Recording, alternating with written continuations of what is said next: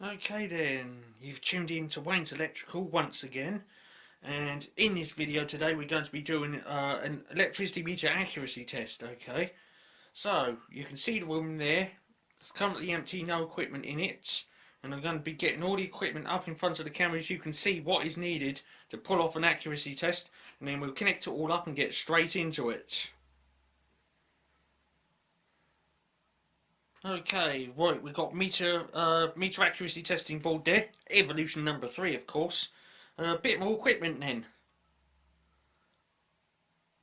Phantom loading unit, okay, that's where all the other bits of equipment connect in. It's like a little hub so that all the bits can go in there and power everything up. Not done, still need more equipment. There we are. Transformer then, okay, it's in there. We exchange volts or amps so that we can whiz the electric meter up. Not on its own it's not, okay, we're going to need a couple of other bits connecting to that for load control, precise setting of current and all of that stuff. So let's get that up in front of the camera then. Variac, okay, that allows us to precisely set the amount of current that gets fed into the transformer, but still not done. Okay, we're going to need to tone things down a bit, so I'm going to get 2 more bits of equipment up in front of the camera, and that will be it then. So have yourself a look at this. Okay then, sat on top of the transformer we got a 3 kilowatt water heater. Okay, that allows us to limit the amount of current overall, and it allows us to precisely set that variac a bit better. Leaning up against the wardrobe, we got the all-important Fun-Jiggery-Pokery unit, okay, because we're going to need to jig and poke things in most delightful ways. But still not done because we're going to need some patch cords. So popping up on the floor next to the site transformer, we've got these. There we go then, patch cords, okay, that allows us to interconnect all the various different bits and pieces. Yes, so I think that's all the equipment then we're going to be needing to pull off an accuracy test. Ah yes, that was it. I'm going to set everything up now. Yeah, so have yourself a good look at that, and as if by the power of video editing, all the bits are going to magically join up, and then we'll cut straight into electricity meter accuracy test. And there it is then. So everything's now connected up, ready to pull off an accuracy test. Yeah, let's pick the camera up and have a look at it from another angle. Okay. There it is. Sorry about that. Just hit the radiator. So there it is then. All the equipment connected up down there. Now I'm not going to be going into detail on this one because I've already done that. Okay, I've already done that video. So all we need now, on that screw all the way over there on the wall, we need an electric meter to hang on it. So I'm going to get the camera a bit closer then, and let's cut straight into it.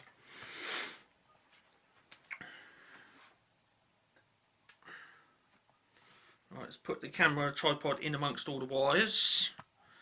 Right about there, I reckon would do it.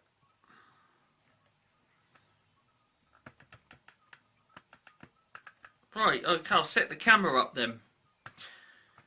So, I'm just going to go get the subject, and as if by the power of video editing, it'll just pop up there on the wall.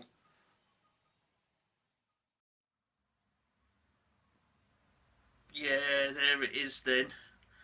So, we've got up in front of the camera this time around, a Sangamo Schlumberger SPA 02.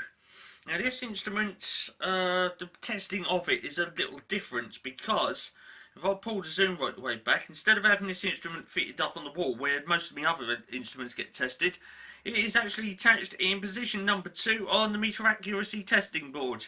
Okay, this is because the testing instrument is also an SPA02, and it is known that these instruments, when you power them up for the first time, they have this tendency to twitch, which means that they emit the first 0.01 of a kilowatt hour.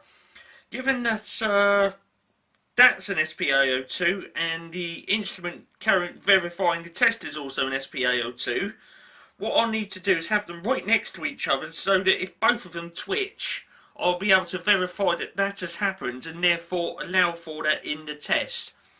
Okay, I'm going to just pause that there, well, turn the current off.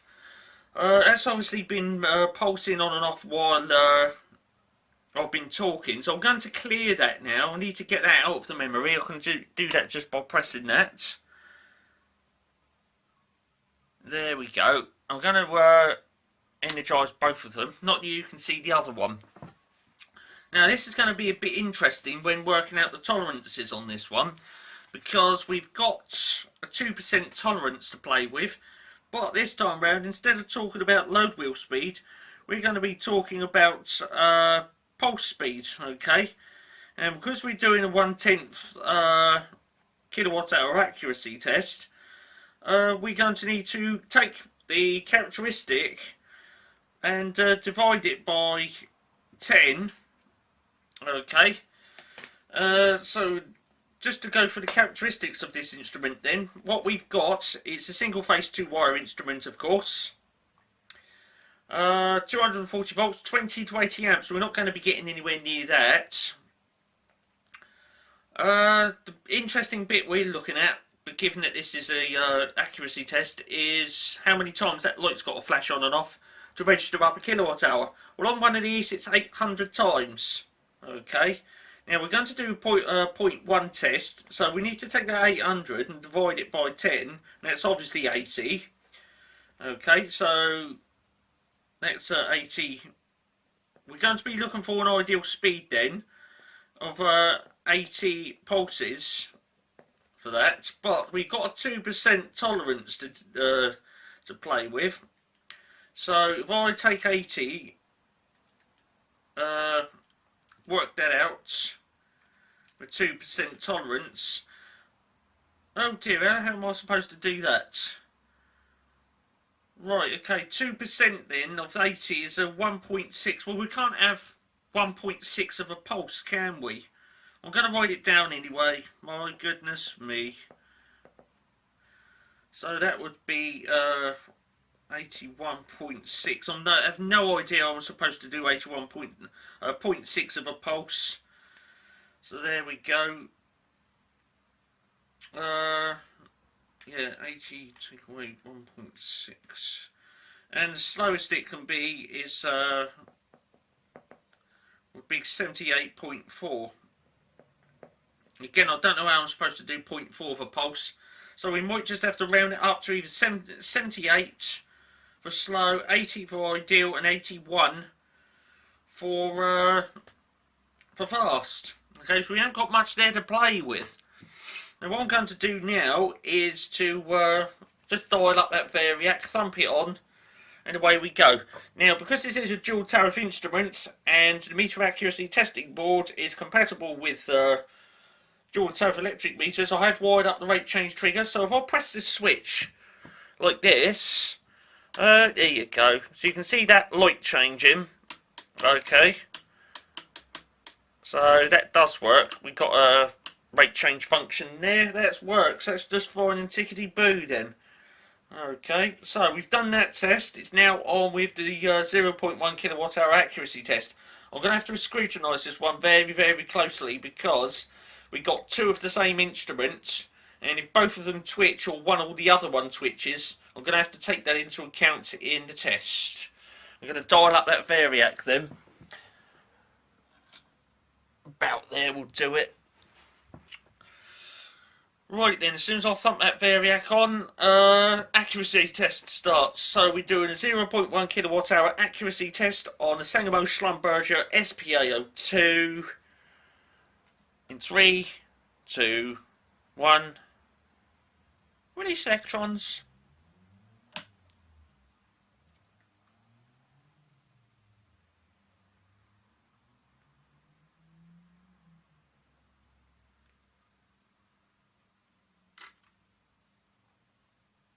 Oh, the top one has twitched.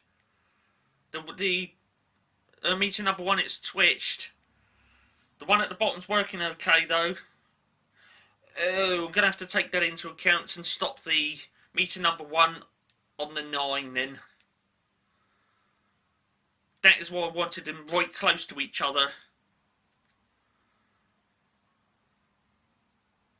They're more or less pulsing at the same speed, which is fantastic. Or there's a bit of variation now.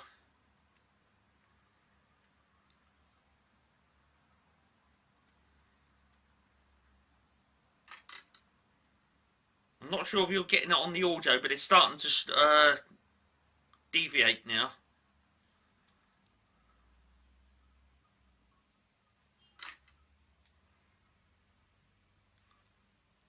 That's interesting. That one was okay.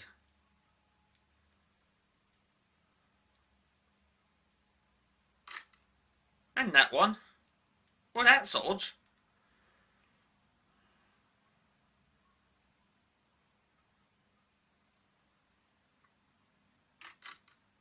That one deviated then. There's definitely a bit of difference between them. As long as the end result's the same, then it don't matter.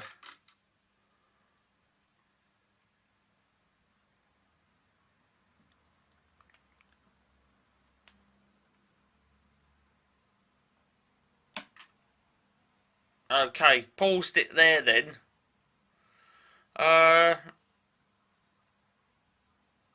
Right. The testing meter, then I've stopped that. That one, as you can see there, it's still got its pulse light turned on. Oh. Okay, so, although that says 0.09, I'm going to have to review the video footage. I've got a feeling that is actually on the 8th pulse. Okay. So, if I was just to, how can I word this? Basically speaking, the light's got to go on, it's got to go off, and that's technically deemed as one pulse, isn't it? Okay, when this accuracy tested started, the light was off, and it's got to go on, off, that's one pulse, and then on and on again and off, that's 2, and it's got to do that cycle 8 times, and then the drum clicks over, the number drum, and then clicks over. So if that is the 8th time that little pulse light there is turned on, it's still there, and it's not turned off in order to flick the number drum over. So what that says to me, we've actually got 0.9 in there and 7.5 pulses. Okay, so ideal would be 80, but that would be 79.5 then. Okay, so what I'm going to do is I'm just going to turn that variac down just a smidge, energise it, and when that pulse light goes out, if that number drum clicks over, then we're going to deem that as 79.5 pulses. Like so. Going to turn that off then. I think that was teetering right on the edge because the test meter didn't, you know, if that was half, if that was bang on half, when that one went out, the test meter one would have lit up, but it hasn't. So I am going to actually say that that was actually 79.75. I know it's a bit, I can't exactly tell, but taking into account that the pulse light on the testing meter hasn't lit up, because it would have if that was exactly half, I'm going to say that it was actually 79.75 pulses for that one. And given that the ideal speed would have been 80, I say that passes. Okay, so what I'm going to do now, I'm going to throw a little chart up on the computer screen, and you can have a look at that.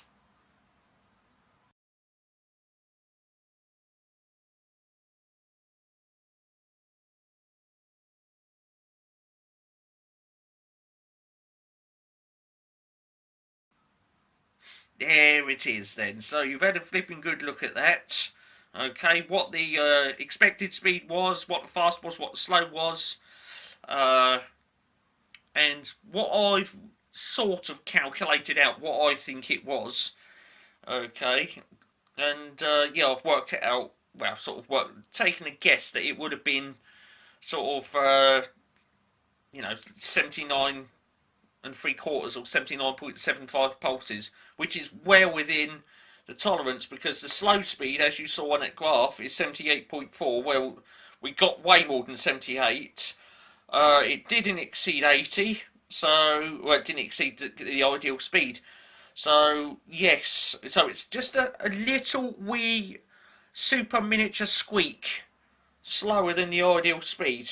Okay, if that's such a thing, super miniature squeak. It's just that little bit short of the ideal speed. So if you like that one, what I would like you to do right now, big old thumbs up. Okay. Yes, big old thumbs up for that. If you haven't already, press subscribe, okay, because it saves you having to miss out on electricity meter videos like this and any other video that I put on my channel that, involves pulse heights and deeply satisfying load relaxation. Deeply satisfying load relaxation the majority of the time, but once every so often, we get an electronic meter like this. I generally don't do electronic meters because I like the old load wheel based ones. And there we go. This has been another Wayne's Electrical production. Okay, full high definition, 1920 by 1080p with stereo sound on the audio. I'm out of here. I've got to go. More vids later as and when. And cheers for watching this one then.